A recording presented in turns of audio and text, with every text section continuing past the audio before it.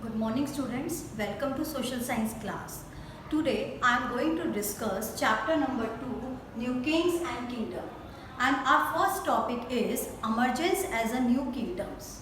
We have seen during 7th to 12th century a new kings and new overlords came in a power. How they became king? We can see here they were the Samantas, they were the subordinate of the kings. When they got the gift from the king, in return they got the land. And when they got the land, they have all kind of power and wealth.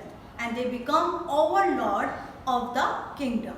And they overthrew their king's overlord.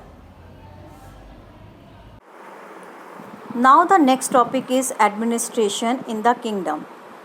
As you have seen in last topic, Samantas got the high sound titles and they also got wealth and power.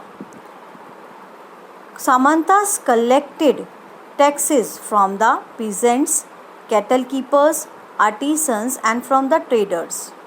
In Chola dynasty, there were around 400 different type of taxes. Veti, which means forced labor, and Kadamai, which means land revenue, were the common taxes.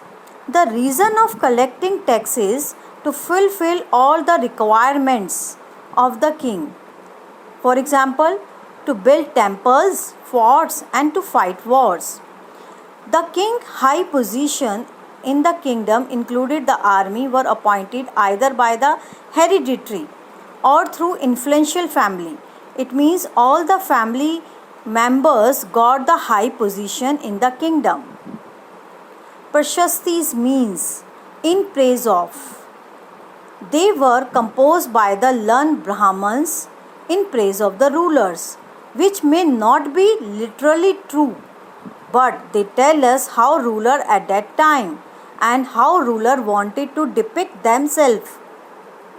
If the king liked the Prashasti, they gave land as a gift to the Brahmins and also gave them copper plates which recorded all the information about the land. Kalhana was a famous writer. He also wrote down a Sanskrit poem on the king of Kashmir by variety of sources. But this inscription is not written in praise of the king. It was critical about the ruler and their policies. It means it is different from the Prashasti. Kalhana has written inscription which is different from the Prashasti.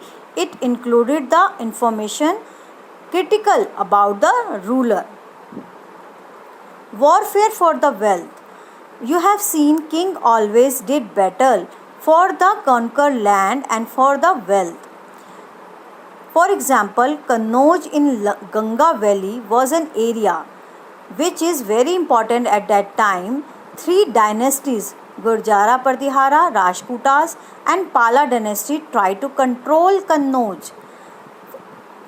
That is why this type of struggle is called tripartite struggle. Please note down tripartite struggle in which three dynasties involved, Gurjara Pratihara, Rajputas and Palas, to control Kannauj. Rich temples were targeted first, which one ruler attacked another kingdom because large temples were built to demonstrate power and resources. Resources means wealth. Sultan Muhammad Ghazni is the right example for this because he attacked the Gujarat for Somnath temple. A closer look the Chola. Vijayalaya, one of the Chola from the Urayur, captured the Kaveri Delta which was under control of Matrayur in 9th century. He built there Thanjavur and a temple for the goddess Nishambhu Sudni there. His successor extended his empire. Raja Chola is considered the one of the important Chola ruler, and Raja's sons Rajendra I continued his father's policy and extended his empire up to the Ganga Valley, Sri Lanka and Southeast Asia. Now students, I think the topic is clear to you. So thank you very much for watching this video.